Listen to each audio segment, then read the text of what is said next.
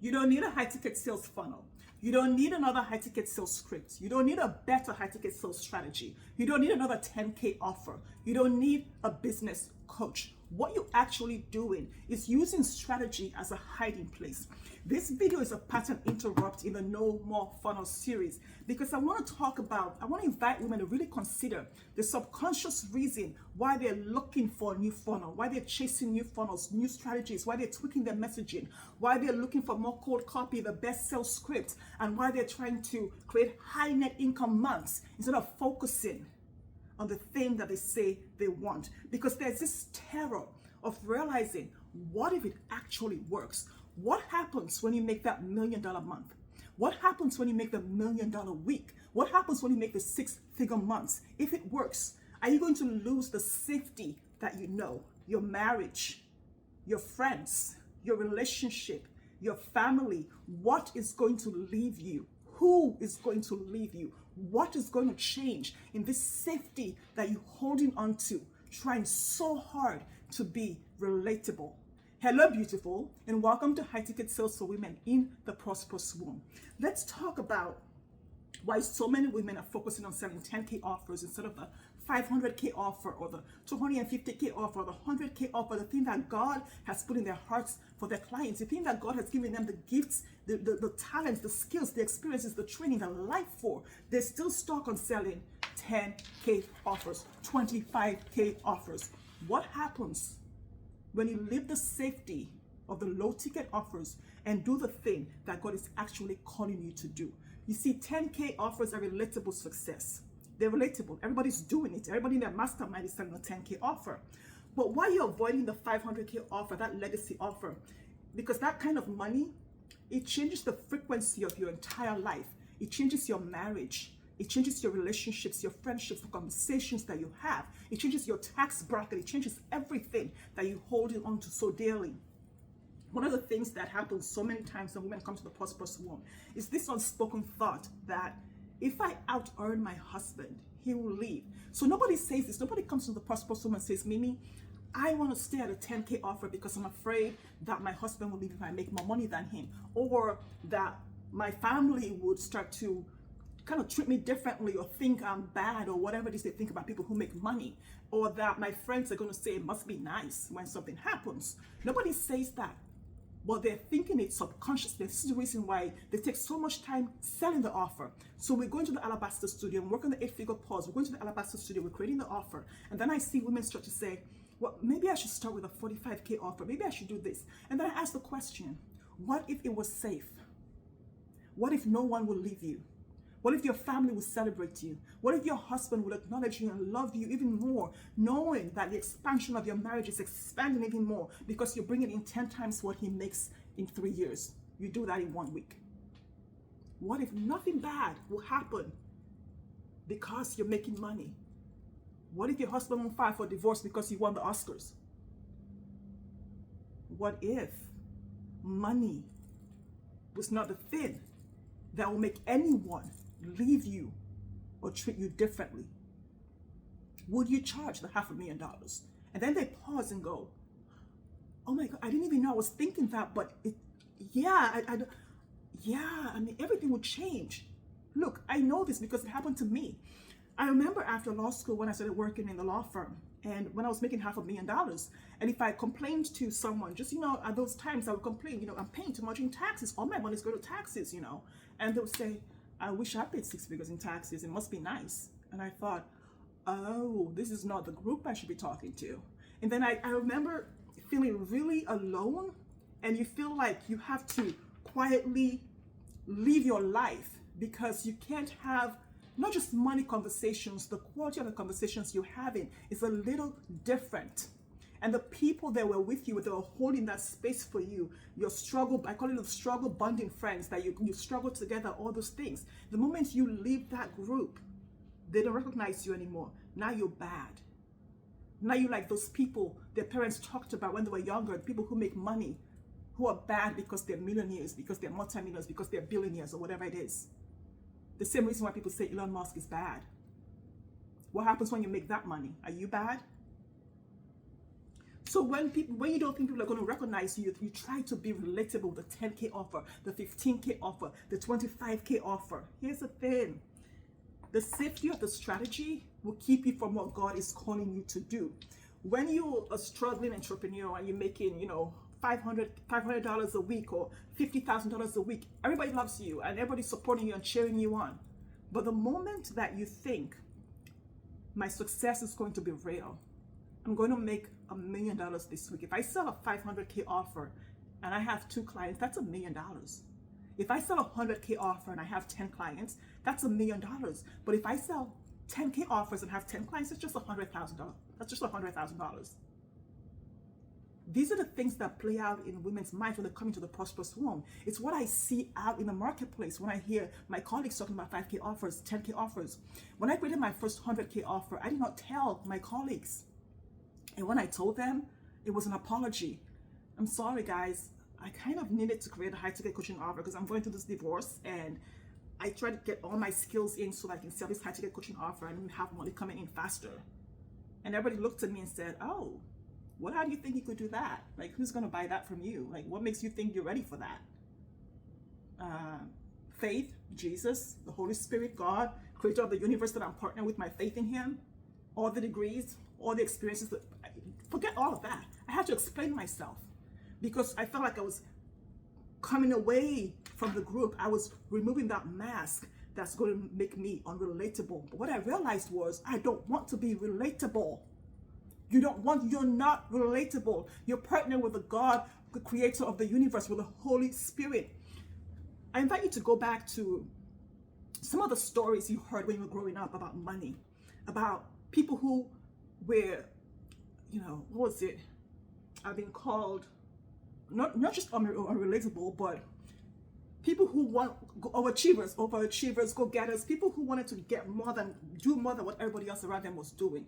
What were the stories that you heard about them that is making you want to be comfortable in the comfort zone and safety of everybody else who's doing the same thing? That's why we love these masterminds, because we can all sit there and the old white men tell us to go sell the 10K offers and create mass movements. No.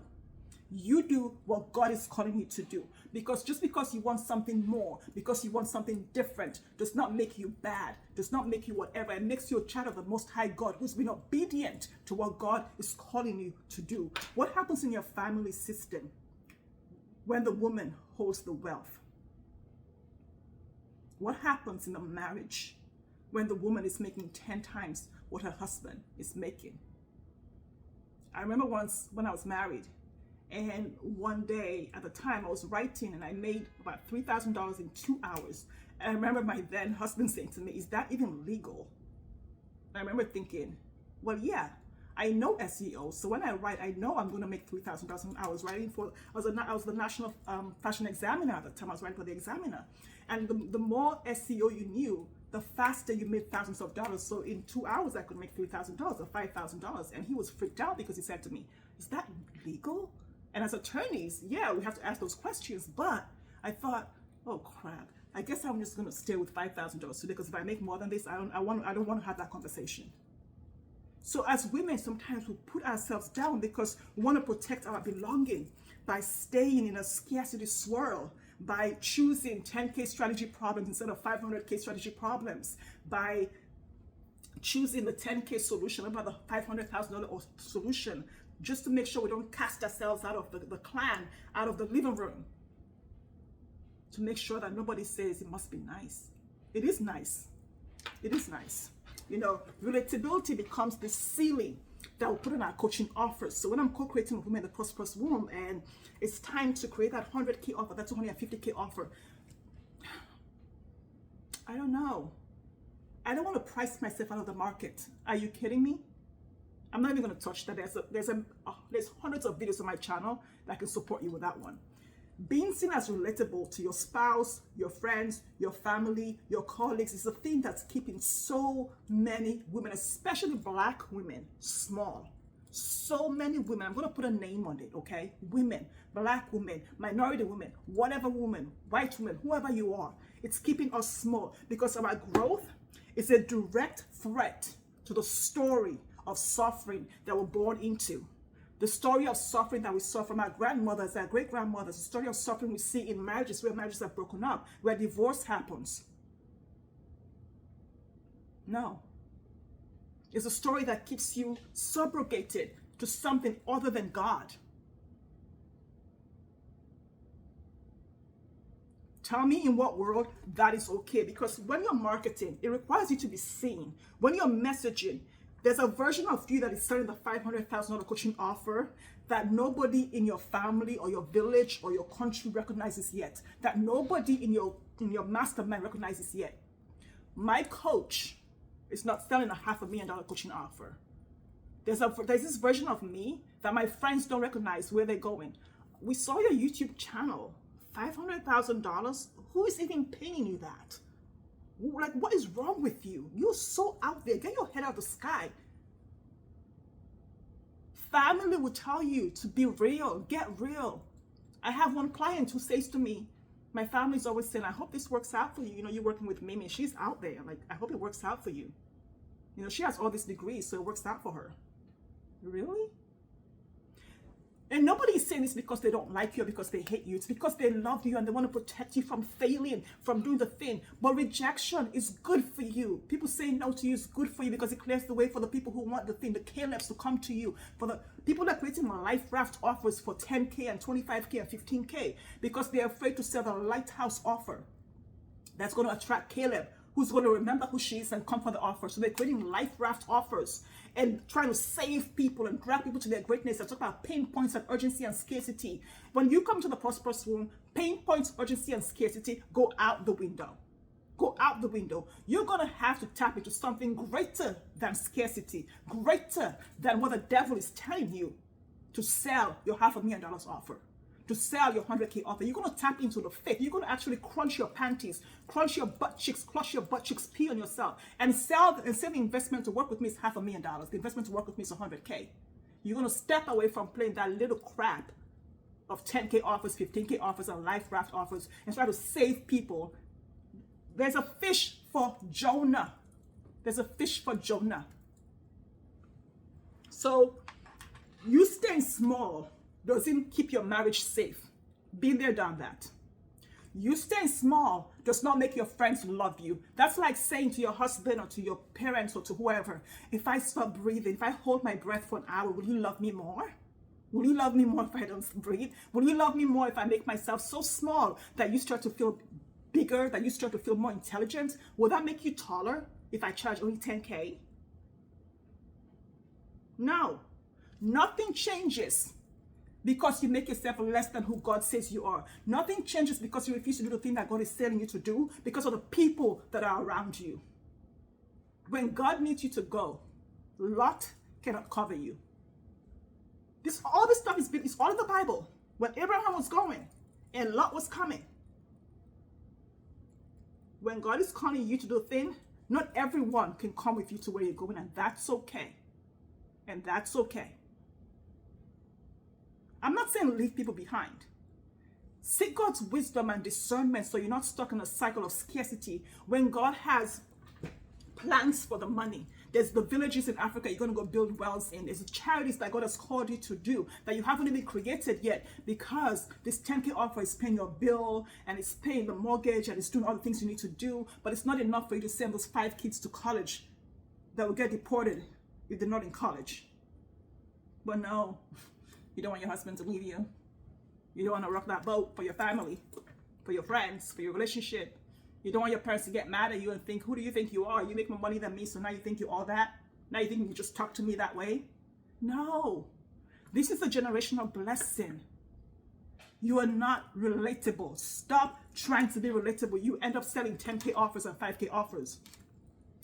When you stop performing accessibility, you embody who God says you are. Going on social media and sharing screenshots, I made 7 figures in 7 days. That's not the thing. That's not the reason why we do the work we're doing. It's because we're here to do what God calls us to do. The day that nobody knows you made 7 figures in 7 days or 7 figures in a year is the day that you're doing the thing that God has called you to do. It's the day that you're not looking for applause and validation. And it's the day that you've spiritually grown up enough to do the work that God has called you to do.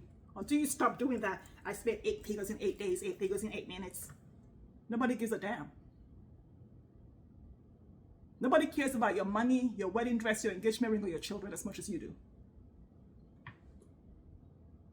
For some people, this means the end of social media for them, if nobody cares about all that. See, your business is this thing, this vessel that God is using to work through you. And you staying small is disobedience.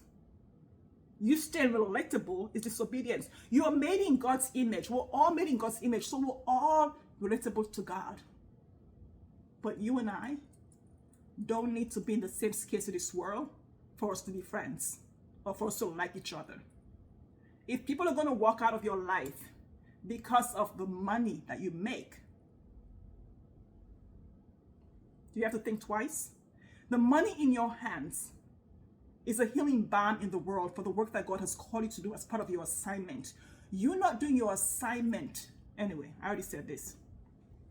When you stay small, it keeps 2 generations, 3 generations, 5 generations in the same limits. There's no room for the generation to change, to up level.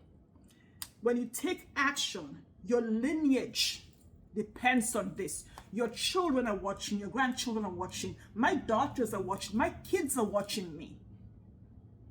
My kids are watching me not stuff myself, not take my 500K offer and stuff it into a 5K package so people on the internet like me. My kids know nobody gives a damn about people on the internet. You're here for the people that God has put you to work with. They may happen to be on the internet, but there's nobody called people on the internet. So don't allow anybody to tweak your messaging for you, to make you sound smaller, or to dilute the message, or what a whitewash what God is doing through you so that people on the internet can like you. Screw people on the internet. Let God be true and every man be a liar. Anyway, release the strategy obsession. Release the need for the funnel. Release the need to tweak your messaging. Release the need to do all the things. Just simply be who God says you are. Awaken to the memory that you're co-creating with God and that no one can cancel what God is doing through you because God is God and He made that person too. And that the fact that people can look at themselves and feel small because of what you're doing may awaken them to the memory that they can co-create their greatness with God. So no more formulas, no more funnels. Just create the offer, hit send, and sell it. Send it to your email list. Go on LinkedIn and talk about it, or share it on LinkedIn. Share it on your Facebook page, whatever it is, and sell the darn thing already. Co-create the thing that God wants to co-create through you for the people that you're serving with that thing. Be the answer to someone's prayer, not the disappointment that hides in somebody else's bag because you're scared some man's going to leave you or something is going to happen. Be real. It's a really good thing for all of us women when we can step out in faith and be who God says we are, because we're no longer relatable. We're children of the Most High God. Let me know how this lands for you. You can watch the rest of the series, No More Funnels.